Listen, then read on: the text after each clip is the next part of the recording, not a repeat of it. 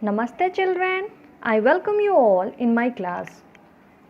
Today we will do our rest part of At the Zoo poem.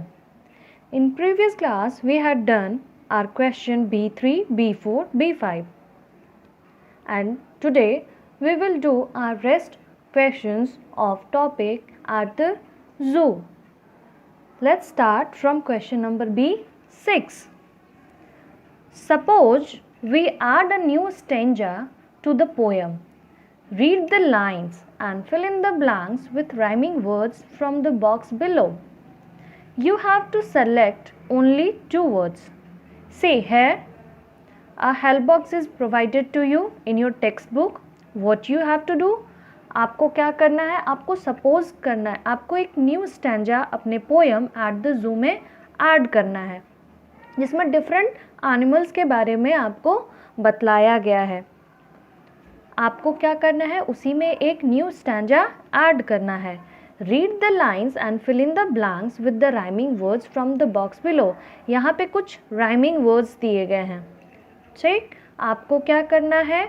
आप उन rhyming words से अपने stanza को फिल करना है. यहाँ कुछ स्टैंजाज के लाइन दिए गए हैं. Do not trouble the relaxing blank. Here a blank is given. You have to fill that blanks from this given help box. Do not trouble the relaxing dash, for he is a peaceful animal and hates a loud noise. Okay, क्या कह रहा है? Do not trouble, उनको परेशान नहीं करना. The relaxing क्या? Relaxing क्या? किसके? रिलैक्स तो लायन भी कर सकता है, टाइगर भी कर सकता है, एलिफेंट भी कर सकता है, टर्टोइज भी कर सकता है. फिर हमने यहाँ टर्टोइज क्यों लिया? Read the next line. For he is a peaceful animal. वो कैसा एनिमल है? पीसफुल एनिमल है. लायन क्या पीसफुल होता है? नो. टाइगर वो भी पीसफुल नहीं होता है. Elephant no. तो फिर पीसफुल किसके लिए हम यूज़ कर सकते हैं? टर्टोइज के लिए. वो क्या होता है? शांत होता है.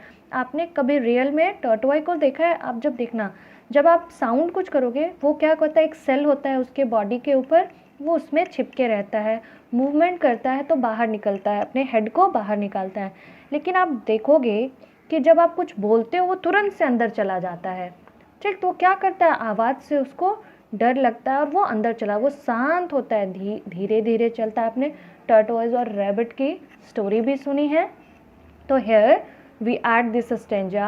Do not trouble the relaxing tortoise, for he is a peaceful animal and hates a loud noise. Okay, हमने अपने पोएम में क्या किया? हमें दिया गया B6 में कि हमें सपोज करना है कि उस पोएम में न्यू स्टैंजा हम ऐड करें. तो उस न्यू स्टैंजा के लिए हमने लाइंस बनाई. राइमिंग वर्ड्स भी आ गए, टर्टवाइज, नॉइज, ऐसी है दोनों में. राइमिंग वर्ड्स भी हो गया यहाँ. Do not trouble the relaxing tortoise, for he is a peaceful animal and hates a loud noise. Next में आपको क्या करना है? आपको बनाना कुछ नहीं है, इसको रीड कीजिए. It's a fun to enjoy nature, but you don't want your fun to spoil an animal's habitat. Follow these simple rules. आपको क्या करना है? अपने टेक्स्ट बुक में कुछ रूल्स दी गई हैं, वो पढ़ना है और आपको ये समझना है कि आपको क्या करना चाहिए. फर्स्ट यहाँ एक वर्ड आया है हैबिटेट. हैबिटेट मतलब क्या होता है? हैबिटेट होता है नेचुरल एनवायरनमेंट. एनिमल जिस नेचुरल एनवायरनमेंट में रहते हैं वो होता है हैबिटेट. जैसे आप जू जाते हो तो जू में क्या किया गया है? एनिमल्स फॉरेस्ट में रहते, जंगल में रहते हैं. ठीक है, तो उनको वैसा इन्वायरमेंट वहाँ पे दिया गया है, ट्रीज़ लगा कर दी गई. उनको आप ऐसे स्टोन्स और ब्रिक्स के हाउस में रखोगे तो वो उतने अच्छे से अपने लाइफ को नहीं जी पाते हैं. सो उनके लिए उनके अकॉर्डिंग क्या किया जाता है? नेचुरल इन्वायरमेंट की क्या की जाती है? प्रिपरेशन की जाती है उन्हें रखने के लिए. Okay, so it's fun to enjoy nature. आपको नेचर को घूमना अच्छा लगता है, एंजॉय करते हैं आप नेचर को. But you don't want your fun to spoil an animal's habitat. Spoil मतलब होता है बर्बाद करना. ओके, डिस्ट्रॉय करना.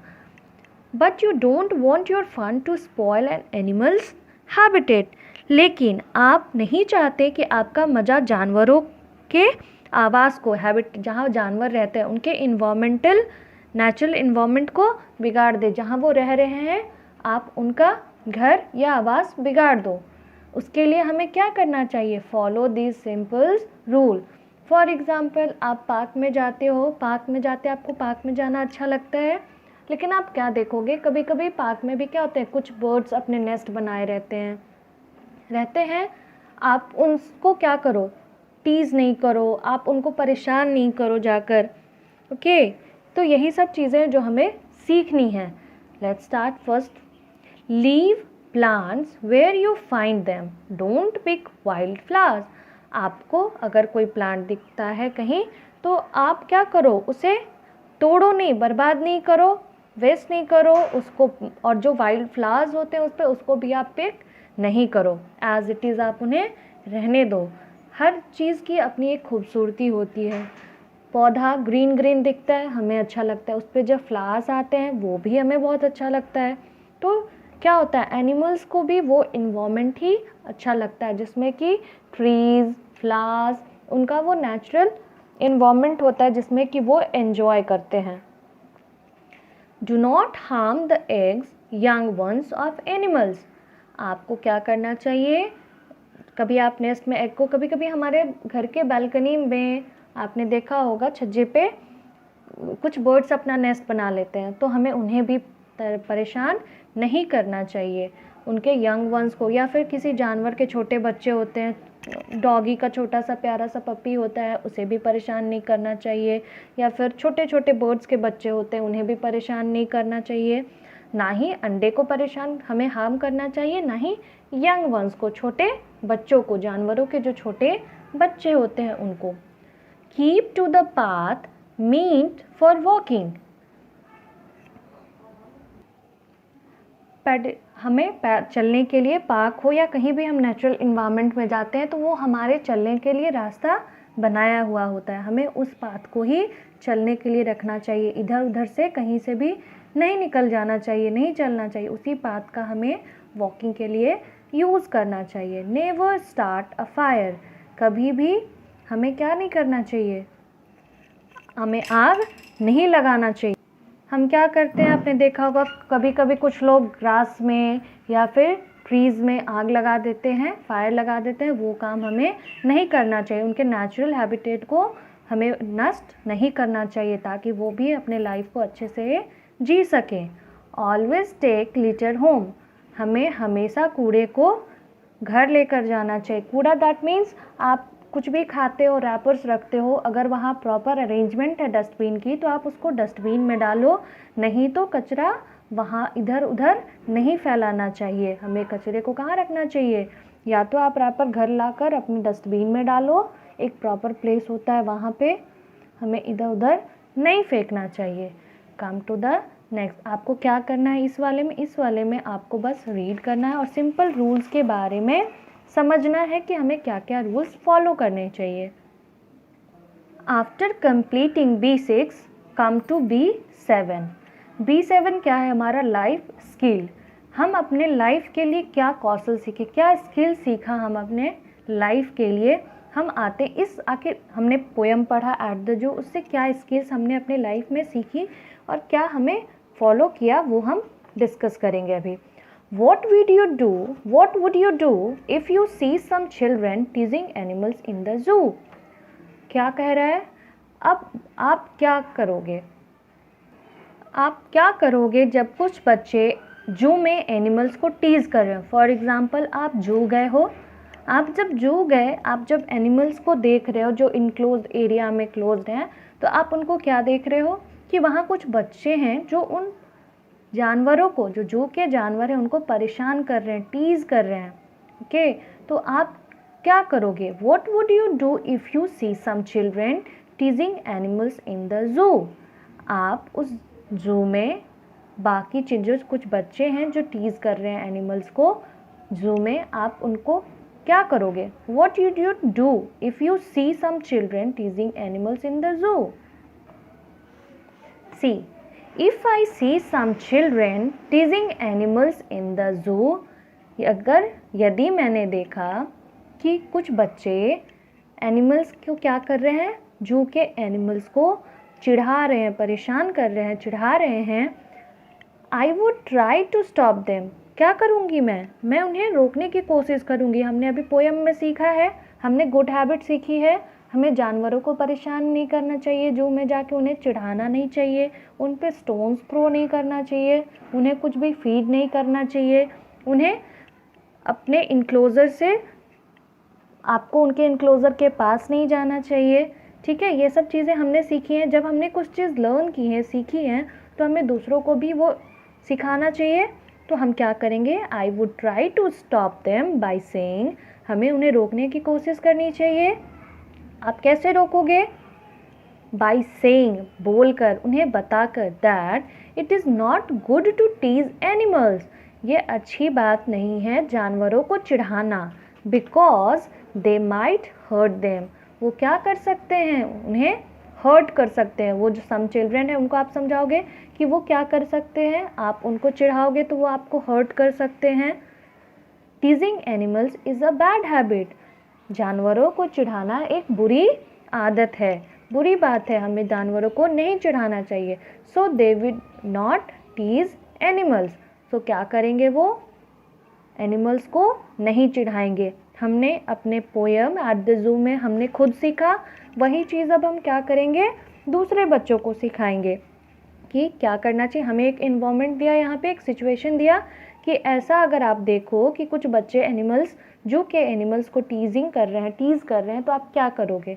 तो आपने क्या किया, आपने उन्हें समझाया कि हमें एनिमल्स को टीज़ नहीं करना चाहिए। अगर हम उन्हें टीज़ करेंगे, चिढ़ाएंगे, तो वो क्या होंगे, इरिटेट होकर आप पे अटैक कर सकते हैं, ठीक है, आपको हर्ट कर सकते हैं।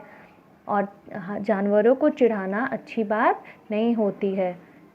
Okay, now move to the next question. Life skill में हमने 2 क्वेश्चन करना है। First one I have done, the next one, what precautions should the visitors take while moving around the zoo. Visitor जो घूमने जाते हैं उसको क्या कहते हैं, विजिटर्स।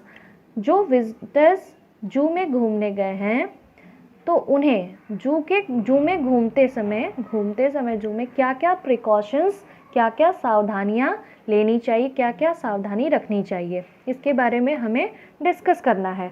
तो पोएट ने भी हमसे एट द ज़ू पोएम में क्या किया है, डिस्कशन किया है, हमें समझाया है कि हमें क्या क्या प्रिकॉशंस रखना चाहिए। Okay, again, what precautions should the visitor take while moving around the zoo.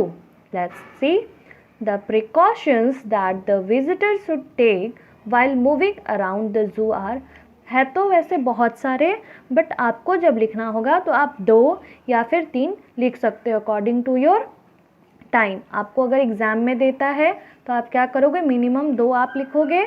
Okay, हमें 2 जानना चाहिए एटलीस्ट, जिससे कि हम एग्ज़ाम में, और हम 2 से अधिक जानेंगे तभी तो हम और लिख पाएंगे। तो द प्रिकॉशंस, क्या क्या प्रिकॉशंस रखना चाहिए, they should not throw object और स्टोन्स ऑन एनिमल्स, उन्हें क्या करना चाहिए, विजिटर्स को क्या करना चाहिए, एनिमल्स पे कोई भी ऑब्जेक्ट या स्टोन्स को थ्रो नहीं करना चाहिए, नहीं फेंकना चाहिए उन पे, जानवरों पे। Sorry, they should not throw object और स्टोन्स ऑन एनिमल, उन्हें थ्रो, THROW, थ्रो मतलब फेंकना, THROW, उन्हें क्या नहीं करना चाहिए, ऑब्जेक्ट और स्टोन्स जानवरों पे नहीं फेंकना चाहिए। Second, they should not cross any fence और barriers within the zoo. Zoo में जानवरों को क्या किया जाता है, एक चारों तरफ से क्या किया जाता है, उनके लिए इनक्लोज्ड एरिया बनाया जाता है जिसमें कि वो रहते हैं, चारों तरफ से उनको घेर के रखा जाता है ताकि वो किसी को हार्म नहीं कर सके। तो हमें क्या कर, जो विजिटर्स हैं उनको क्या करना चाहिए, उनको उस फेंस को, जो इनक्लोज्ड एरिया है चारों तरफ से बनाया हुआ जू में जानवरों के लिए, उनको क्रॉस नहीं करना चाहिए।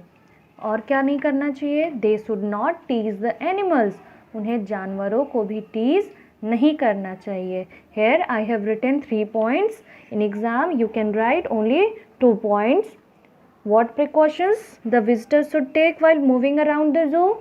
The precautions that the visitors should take while moving around the zoo are, They should not throw objects or stones on animals. They should not cross any fence और बैरियर विद इन द जू.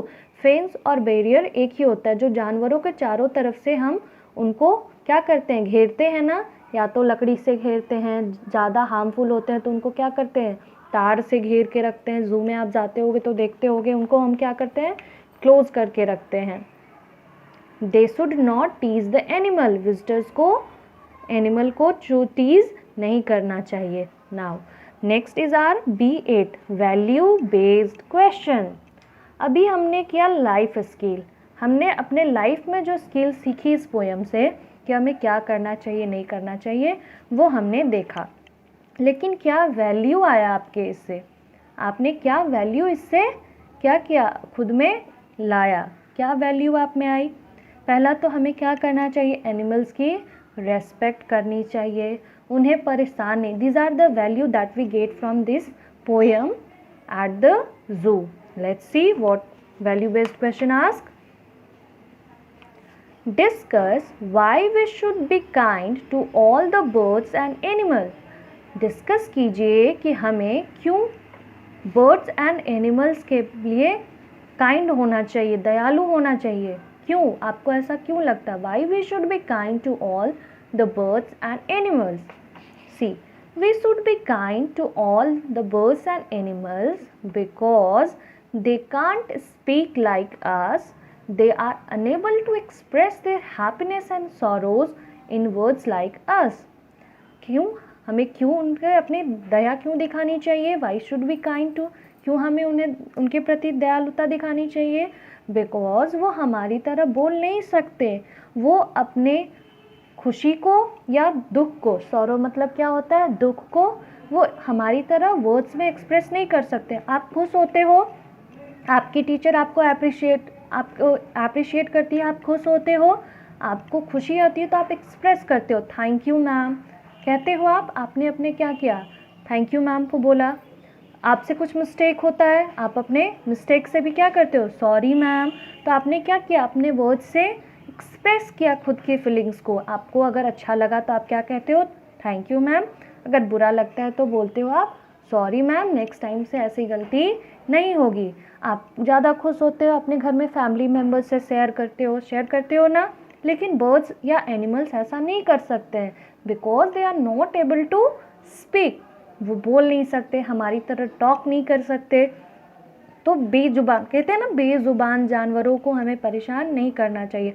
आपको परेशानी होती है, for example आप घर में छोटे भाई बहन हैं या बड़े भाई बहन आपके हैं, आपको परेशान करते हो, आप बोलते हो जाके पापा पापा या मम्मी से कंप्लेन करते हो, इसने मुझे परेशान किया. लेकिन वो बर्ड्स जो हैं, हम उनको कुछ भी करते हैं तो वो हमें बोल नहीं पाते कि उनको कैसा हो रहा है, वो कैसा फील कर रहे हैं. तो इसलिए हमें क्या करना चाहिए, हमें बर्ड्स और एनिमल्स के लिए काइंड नेचर अपना शो करना चाहिए. यही वैल्यू हमने, काइंडनेस की वैल्यू हमने क्या की, सीखा है इस पोएम से, जो कि पोएट ने एग्जिबिट की है. Okay, after doing value based we have completed our B8 value based question, and after that we have to do C1. C1 complete करने के बाद हमारा एट द जू का सारा जो भी एक्सरसाइज रिलेटेड है उनके फिल इन द ब्लैंक से या क्वेश्चन आंसर से वो हमने कंप्लीट कर लिया होगा. इसके बाद आपको द कनेरी एक बर्ड है उसके बारे में क्या करना है, स्टडी करना. एक स्टोरी है जिसके बारे में हम नेक्स्ट क्लास में पढ़ेंगे. लेट्स सी C1 में क्या करना है. C1 में भी आपको डिस्कस करना है. कुछ पॉइंट्स दी गई हैं, उसको मैं आप एक्सप्लेन कर देती हूँ. आप सोच के रखोगे उस पर कि क्या क्या ऐसे सिचुएशन में करना है आपको, और जब भी ये स्कूल खुलेगा हम क्या करेंगे, इन पॉइंट्स को डिस्कस करेंगे. Are you planning to keep a pet bird और एनिमल. क्या आप प्लानिंग कर रहे हो, कुछ योजना बना रहे हो पालतू बर्ड या फिर एनिमल्स को रखने के लिए. Work in pair and discuss with the following points. आप क्या करो, आप एक बेंच पे दो बच्चे बैठते हो, आपको कह रहा है कि आप दो आपस में दोनों डिस्कस कीजिए. आपके घर में भाई बहन है, आप उनसे भी डिस्कस करोगे, नहीं तो फिर आप अकेले इस पर डिस्कस करो. जब भी स्कूल खुलेगा हम लोग मिलकर इस पर डिस्कस करेंगे. डिस्कस द फॉलोइंग पॉइंट्स, यहाँ पे 5 पॉइंट्स दी गई हैं जिनके बारे में हमें डिस्कस करना है. Let's see what are those point. What kind of home do I prepare for the pet. किस तरह का घर मुझे अपने पेट के लिए तैयार करना है, प्रिपेयर करना है. ठीक है, पहला तो हमें, जब आप पेट ले रहे हो तो उसके बारे में सोचोगे, आके आप उसको रखने के लिए अरेंजमेंट करोगे, तो किस तरह का घर आप उसके लिए बनाओगे, पहला पॉइंट. दूसरा, who will look after my pet when I go to school. अब आप अपने पेट के साथ हमेशा तो रह नहीं सकते, आपका स्कूल ओपन होगा, आप स्कूल चले आओगे, तो उस टाइम आपकी पेट की देखभाल कौन करेगा, ये आपको ये भी सोच के रखना है कि जब आप नहीं होते हो घर पे तो आपके पेट की देखभाल कौन करेगा. Next, what kind of food will my pet need. मेरे पेट, जो मैंने अपने पेट को पाला, अपने जो भी पेट पालना चाहते हो आप उसके बारे में सोच के रखो. अगर आप बर्ड को पालोगे तो बर्ड के अकॉर्डिंग उसका फूड रखोगे, एनिमल्स को करोगे तो एनिमल्स के अकॉर्डिंग उसका फूड रखोगे. आपको किस तरह का भोजन अपने पेट को देना है वो आप सोचोगे. How much exercise will my pet need. आपके पेट को कितनी एक्सरसाइज की ज़रूरत है. ओके, आपके बर्ड्स, जैसे एनिमल्स को हम रखते हैं, क्या करते हैं, हम उसे वॉकिंग पे ले जाते हैं, रनिंग कराते हैं. जैसे मैंने अगर डॉगी को रखा तो वह मैं उसे ये सब एक्सरसाइज दूंगी. अकॉर्डिंग टू योर पेट आप डिसाइड करोगे ये सब बातें. हु विल ट्रेन माई पेट. मेरे पेट को कौन ट्रेन करेगा, ये भी एक इम्पॉर्टेंट बात है. Train that means how to react with peoples, how to interact, how to show their affection, how to show, कैसे वो एक्सप्रेस करेंगे खुद को, कौन उन्हें ऐसा ट्रीट करेगा. और दूसरा चीज़, टॉयलेट ट्रेनिंग भी होती है जो कि हमें अपने पेट को देनी होती है. आप डॉगी को अपने पास रखते हो, घर में टॉयलेट तो नहीं जाएगा वो, तो क्या करते हो आप टाइमली उसे बाहर ले जाते हो उस टाइम पे, ताकि वो टॉयलेट ट्रेनिंग आप उसे देते हो. Now tell the class which pet you have decide. दूसरी काम क्या, और किस चीज़ की ट्रेनिंग, टाइमली फूड की ट्रेनिंग. आप उसे फीड करोगे तो एक टाइम पे करोगे, एक उसका टाइम कर दोगे फिक्स कि इतने बजे उसके ब्रेकफास्ट का टाइम होगा, लंच का टाइम होगा और डिनर का टाइम होगा. आप उस टाइम पे उसे दोगे. तो ये सब ट्रेनिंग के अंदर आती हैं, तो आप ये डिस्कस करोगे या भी खुद से सोचोगे इन पॉइंट्स पे. Now tell the class which pet you have decided to keep and why. अब आपसे बोला गया, क्योंकि ये क्लासरूम इन्वायरमेंट की बात है, अब आपसे बोला गया आप क्लास में बताओ आप कौन से पेट को क्या रखने की सोच रहे हो और क्यों आप उस पेट को रख रहे हो. तो जब भी स्कूल खुलेगा we will discuss on it. तब तक के लिए आपका वर्कशीट जो कि बेस्ड था एट द जू पे कंप्लीट हो गया है. Do this things in your copy. Thank you children.